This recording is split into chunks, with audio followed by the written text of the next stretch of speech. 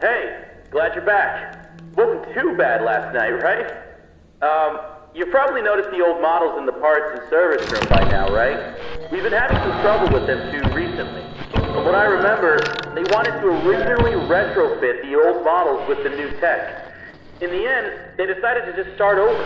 They were too big and ugly and that smell.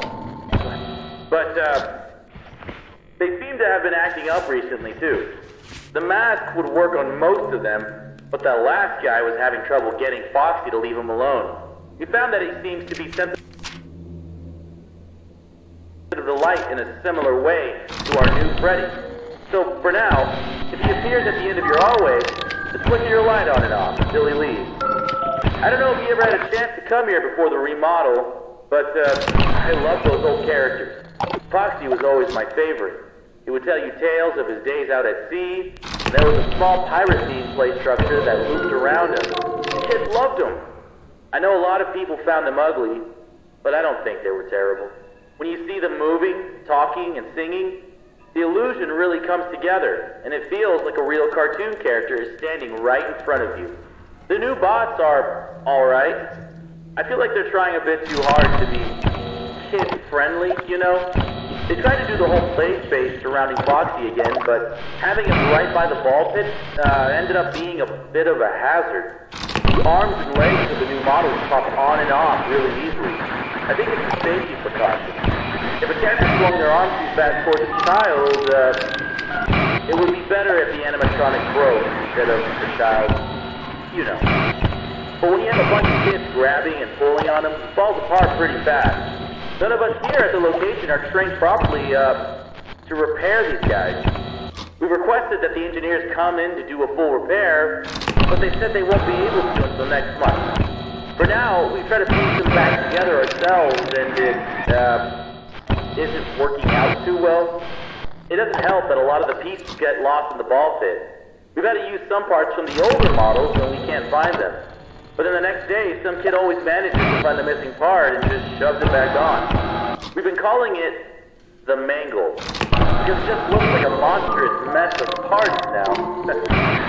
We restricted the rooms to private parties only for now, though. It only took a week for him to get that messed up. We can't deal with much more. But besides that, the whole Kids Cove area just feels kinda lame. There really isn't any pirate stuff in there anymore.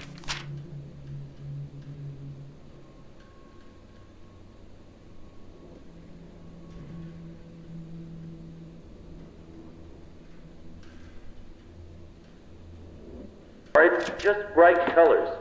I wish they would just bring back the guy who made the original crew for the new one. Back when he was involved in the place, I had a chance to talk with him a few times, and he always seemed really passionate about everything he did. But, I think in the end, it was his decision to leave. I think something happened to his daughter, but I never really looked into it. After that, his business partner filled in his place, and things never really felt the same. But we have new ownership now. I feel like this is a rough start, but I'm excited to see where we are headed. Okay, I'll let you get to it.